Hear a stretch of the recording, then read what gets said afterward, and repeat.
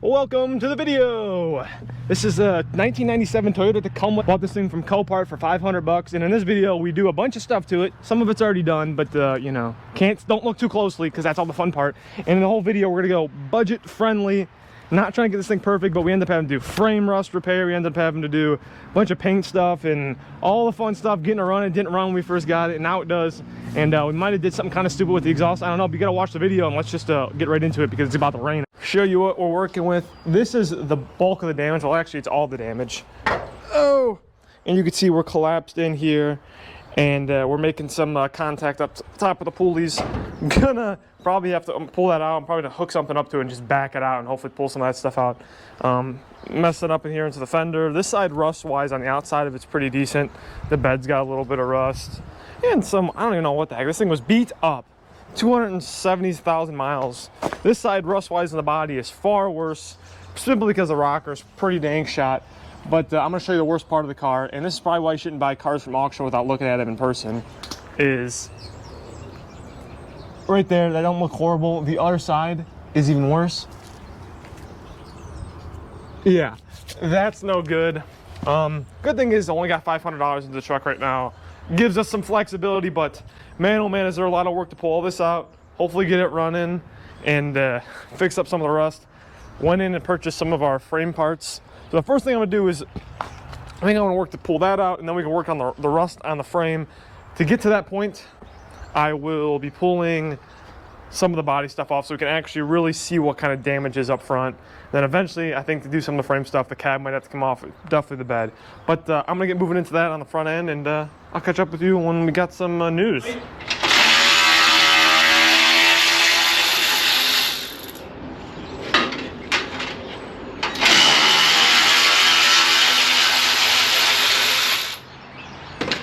Alright, I think that's all I gotta take off. Core support's out. It wasn't too horrible drilling out the spot welds. Got the front core support off, and it wasn't that bad. Those drill bits worked pretty well, but as you can tell, this thing is mangled. This was the side that got hit. With the core support off, I don't know if you can pick this up, but it's easily manipulated, so I think once you get the new one in. Right, I ran into a predicament. I got some stuff cut off, and then as you can see, frame is tweaked that way. I didn't really realize it, and we lined this bar up here. We're over there on that side. You see how we're not quite in the center? I gave us a nice relief cut. I bought the freaking big guns.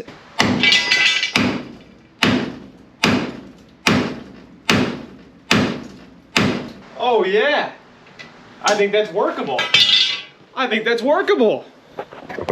Now the only reason why I cut it there, usually I wouldn't cut the frame, but it's all it's doing is holding the bumper on. So if it's a bit weak, obviously I'm gonna weld it back up, but you know, it's not super structural.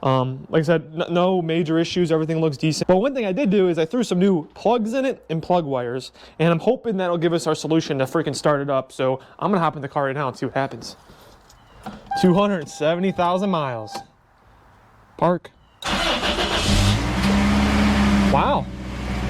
It started right up. Sounds like it runs smooth. I can't believe that radiator isn't leaking. You would think it would have got it nicked up enough, or maybe it's empty, probably empty. Looks like the fan is tweaked a little bit, which is something that's gonna need some work, but a radiator and a new fan or water pump, that's not too bad. Oh, it's in, it looks freaking good.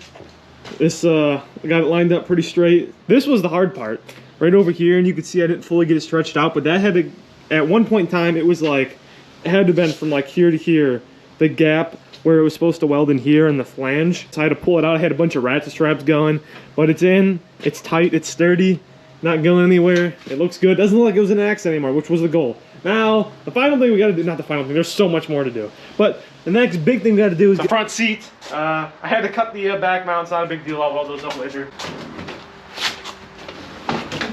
Oh, now that the seat's out, we can move on to pulling the carpet out. Right, that cleaned up quite scrum-diddly-umptiously. It actually like doesn't look half bad. A lot of that stuff cleaned up extremely well. The seat's a little, the freaking steering wheel's a bit dirty, but ow! Dash looks good. Door panel doesn't look too bad. Obviously there's some sun fading. I know English. And look at this, even got our freaking jack all cleaned up, which is cool, I guess. I don't know. The next big thing we got to do is get this frame going, and it's a little bit hard to see under there, and it really isn't fun to watch. So I'm gonna hit that off camera, and I'll catch up with you when it's done. All right, we got to working, and look at this. One thing I didn't notice about this frame is it'll actually connect into itself. I thought it was gonna overlap a little bit, which is good because right at that seam right there on the car, we're ending up right there in the bulk of the rust. So it's actually nice. I'll be able to weld that to itself opposed to the frame, and then I'm gonna be trimming this back out a little bit. I'll have a little bit extra metal, and I'll probably plate it. As for the floor, I got it cut so we can get some better access. I have the rust eating acid on it, which is good because it's gonna make it a little bit easier to get down to bare metal, because especially when we're doing something like this, obviously you want to get the best bond possible, and the way to do this is get all the rust off. So we got that sitting. Moving over to this side, we didn't have a giant hole in the floor, so it made less sense to try to cut it because there's a hole right there already. You guys saw that. So I decided not to cut this, and I decided to remove the exhaust, which is also nice because one of these O2 sensors is bad, and anyone who's ever messed with O2 sensors, they suck. All right, I kind of came up with a little bit of a game plan. That's pretty much our stock exhaust, and then obviously this is the tailpipe. So I got this exhaust. It was actually originally for that car, but it's not getting this. And so I'm going to steal a lot of this because it's in better shape. I won't have quite enough, so I think I'm going to cut up the tailpipe a little bit. I should be able to slice this up and kind of shrink it a little bit. And I like it to end this way, right around here on that side, and it'll kind of work in as exhaust tip, which I think will be kind of cool, and it'll be budget friendly because it's stuff I have laying around. I'm gonna get to try to cut that up and get it close, and then we can try to get this fit up. I'm kind of excited, and we'll see how it sounds. We'll wake that little 4-cylinder up a little bit. Look at my spectacular exhaust. It isn't so super spectacular. I'm waiting for the O2 sensor bungs to come in. I think I told you the other ones didn't fit. That's my tapered from 2 to 3, and you know what? It'll work. It actually sits pretty cool, but I'm gonna put a pause on that while I'm waiting for stuff. I got the tank in, which was a pain in the butt, but it's in, and look at this, fancy. I don't know if you could tell, but I got a riv nut in there. First time I ever got to use it, pretty sick, I'm excited. The next thing we're gonna do is, well, I gotta clean the inside up a little bit, and then I'm going to clean the carpet and the seats out really nicely. I got one of these wet Bissell something or others, and so I'm gonna get working on that, and then we can get the stuff put in the car. Yippee, our O2 sensors finally came in. They got like backed up for like a week, but they're in. It means I can get that piece in, and then I didn't want to weld it up because I want to be able to like tweak this like side to side to get the fitment outward. Yeah, time to get that in. While I was waiting for that, I got the new shocks on. Time to get the exhaust in and maybe hear what it sounds while to get that radiator hose so we don't shoot the coolant all over the place. All right, we got the exhaust working and in. Well, I don't know what I mean by working. It's an exhaust. It kind of is just a metal pipe. But that's what it is. I don't know how it's going to sound. Kind of redneck, but that's what you get for trying to save money. I kind of like it, though. I mean, it's a 2.4 liter 4-cylinder, so it shouldn't sound crazy, but it drops down right there, goes straight pipe, 2-inch out to 3-inch muffler, and it's a straight through muffler, and then with it being right at the end, I don't think it's going to do much muffling. So I'm kind of excited to hear how it sounds. I think it's going to sound kind of interesting. But with that wrapped up, we have to wait because that radiator part still isn't in yet, and I don't want to start the car up and just shoot coolant all over the place. But in the meantime, I am going to get the push bar mounted. Now, it's not going to be anything crazy. That's like 18 gauge, 20 gauge steel. It ain't really going to do much push it. It's more for looks. So I think I'm just going to, the holes up for it like line up out here. I'm just going to make a little plate and then probably brace it so it has a little more rigidity, drill a couple holes, and then find some bolts that'll fit through that. And then we can get the push bar on and get one step closer to finishing this car because we're getting in the home stretch now. Time to hear the truck and get it backed out, get it up in the air, and then we can start working on these rims and getting the front end of this car in. But let's hear the damn thing first. Woo! Hopefully the car starts up. The battery wasn't too hot the other day. There you go, start it right up. Oh, I gotta put some coolant in it, but a little loud. It definitely quiets up, and I think there's a couple pinholes in the exhaust that'll have to seal up. Not that it's gonna solve all of that, but you know, it's pretty much straight pipe, but it quiets down a bunch, but I kind of like the way it sounds. Who knows how long it's gonna last? I'll probably get bored of it and decide to change it, but for now, it does the trick. And it runs pretty damn good now. The only noise is the water pump up front is a little shaky from the accident. It probably needs to get replaced, but I ain't super worried about it right now. Dang.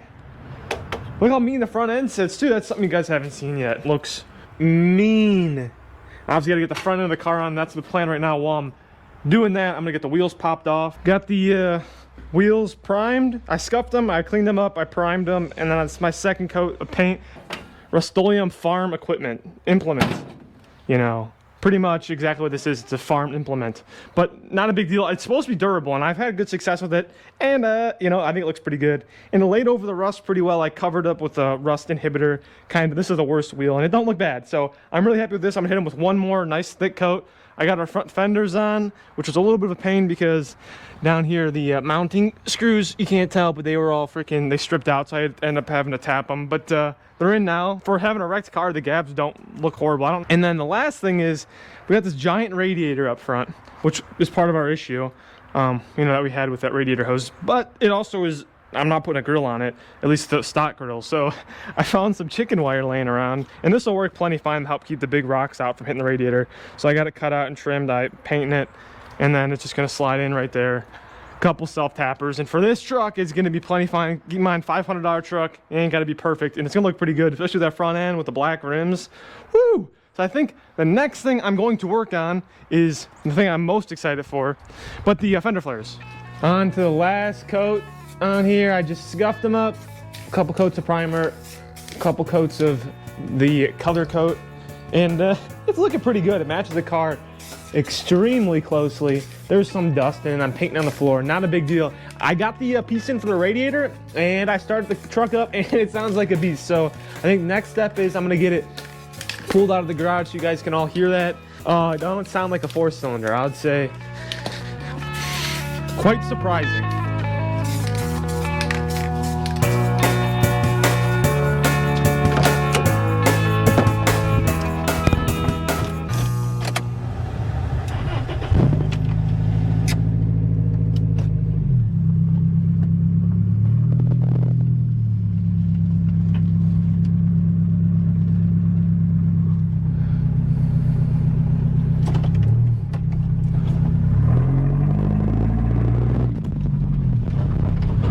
Landed it.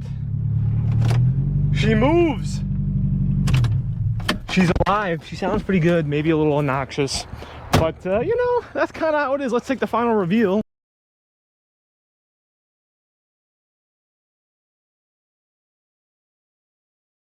And walk around this car because it's about to rain on us, so we have to be quick.